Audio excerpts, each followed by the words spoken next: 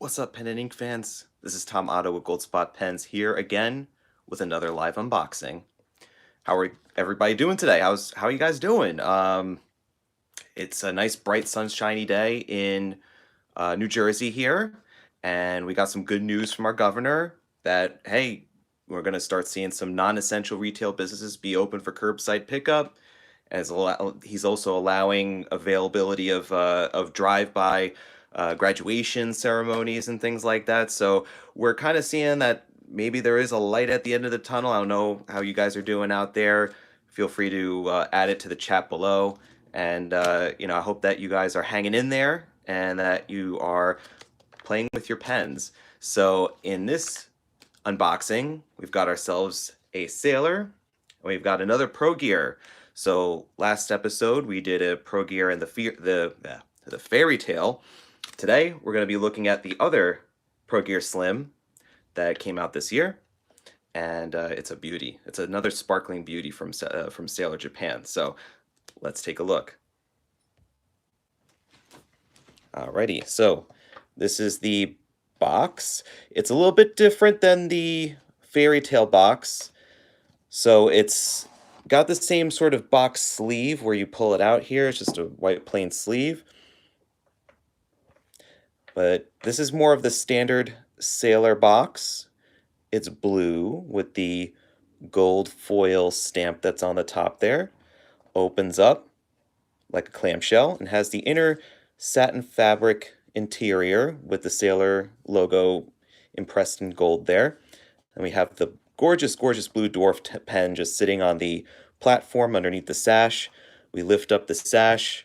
We've got a Sailor warranty card. It is good for 1 year of warranty service, that is. And we have the converter,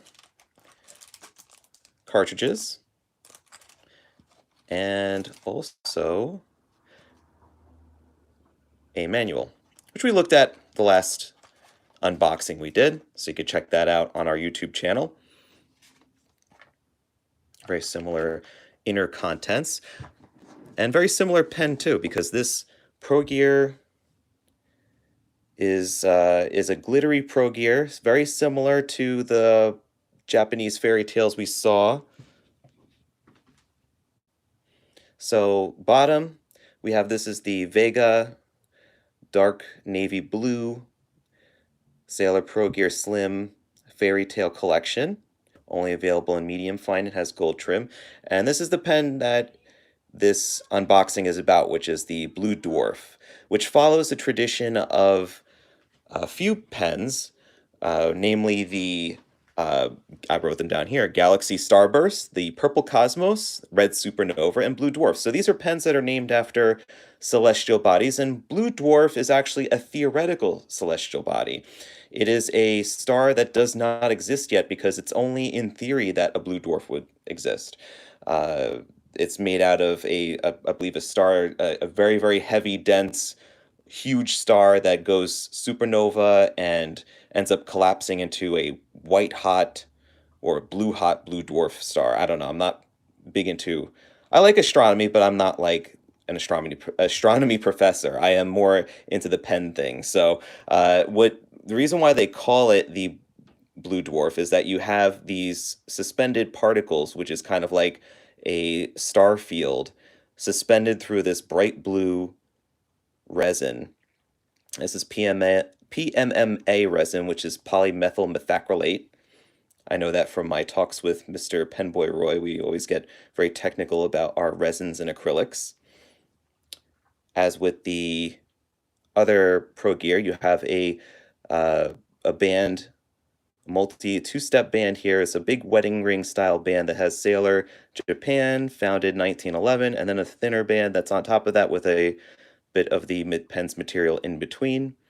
You have the clip, which is your typical Sailor Pro Gear clip. And then the very top of the cap here, we have the finial, which has the signature Sailor anchor. And that's also in silver to match the rhodium trims of this pen.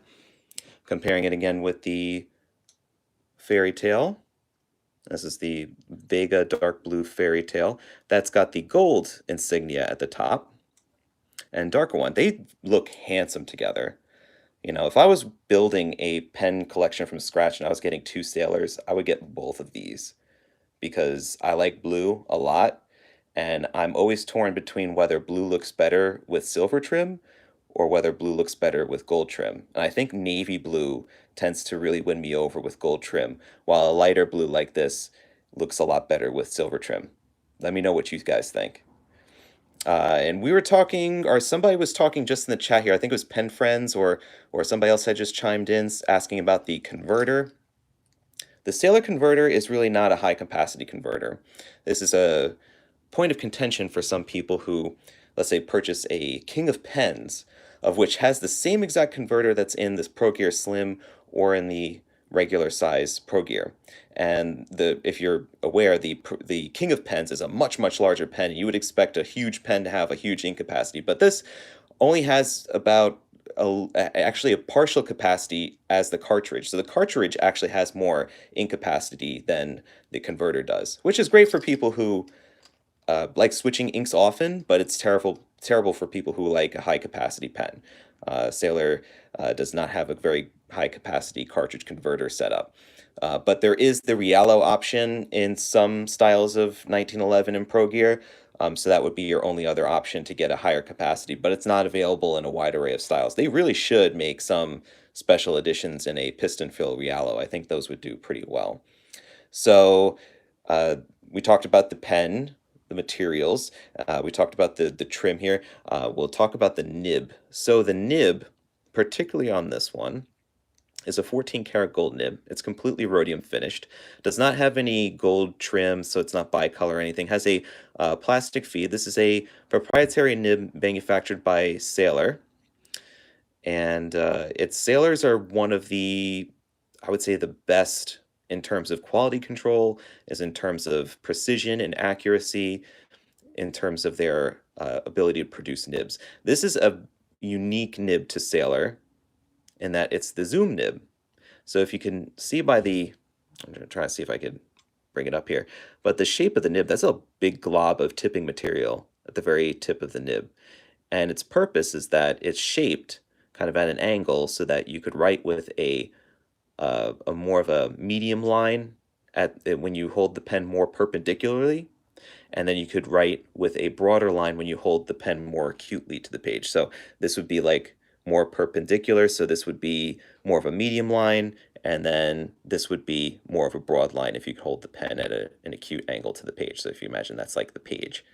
So it's a really unique nib, and then also too is that it's pretty cool to be able to write with it upside down as well. This is what I usually do with my music nib from Sailors. I like writing with it reverse style because it gives you a drier, thinner line than writing with it in the normal position. And cool, I'm sorry, I don't recall exactly who just said it, but I appreciate you guys chatting in, and also somebody had mentioned getting the Schoolkill narwhal, so that's pretty cool. Thank you so much for that. I think this is definitely a step up for a lot of people when it comes to writing with a nice premium quality fountain pen. If you're used to, let's say, something, like a European style nib, this is going to be a completely different take because this is not, if you think it's 14 karat, it must be like as smooth as glass and have a little bit of give and everything. Sailors are really not known for that. Sailors are known for kind of their feeling of like writing with a high precision graphite pencil on paper. So it still has that, what we call here, scritchiness about it. It's not scratchy, but it's just scritchy. You could feel the tooth of the nib on the paper.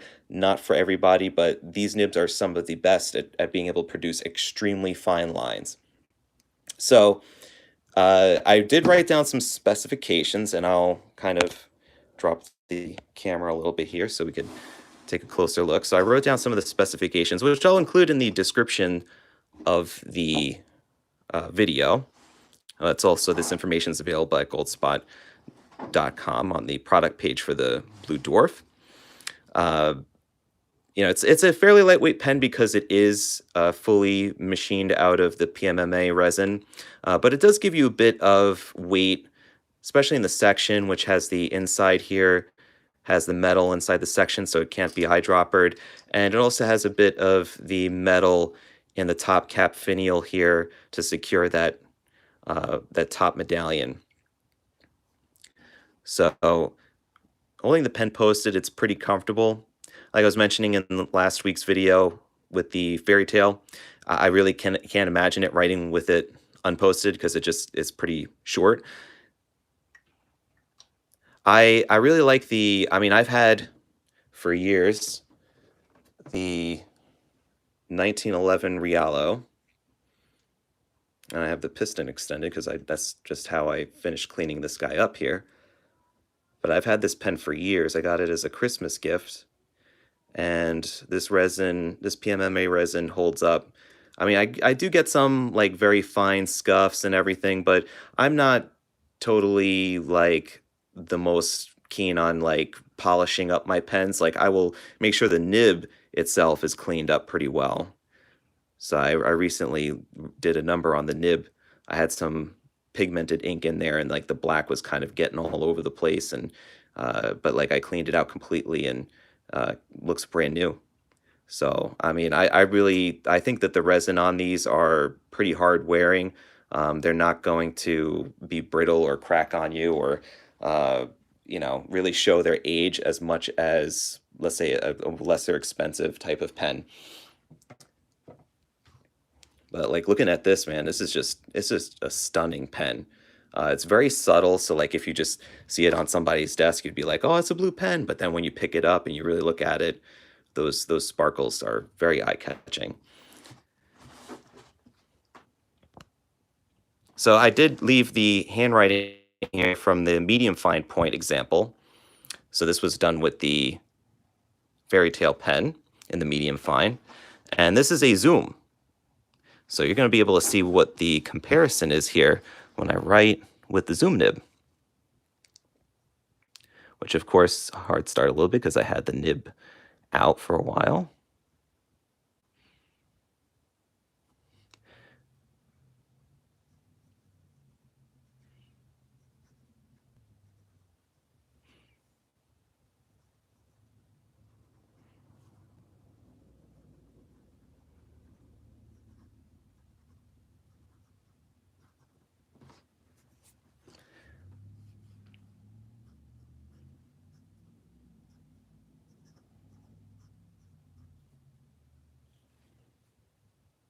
Yeah, it is a pretty bold nib to start with.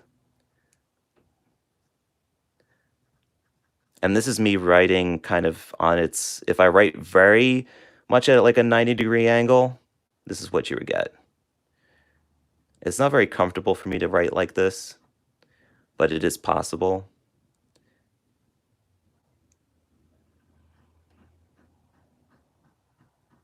At a more natural angle, let's maybe call this, I don't know, like a 45, or we call like a 50-degree angle.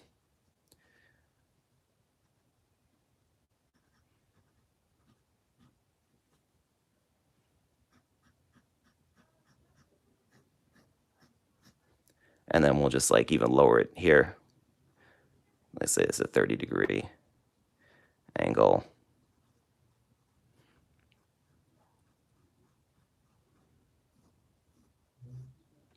And then let's do some reverse writing.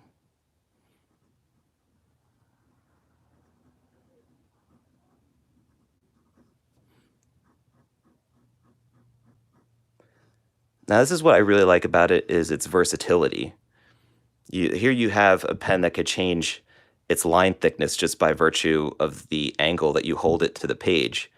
Now, given that, what's going to be more comfortable for you to write with, that's up to your own particular angle.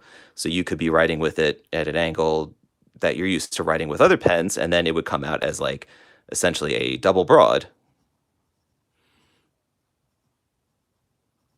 Or if you tend to hold your pen upwards more perpendicular, then you'd probably be writing with more like a broad nib. And then if you're like really, close to the page,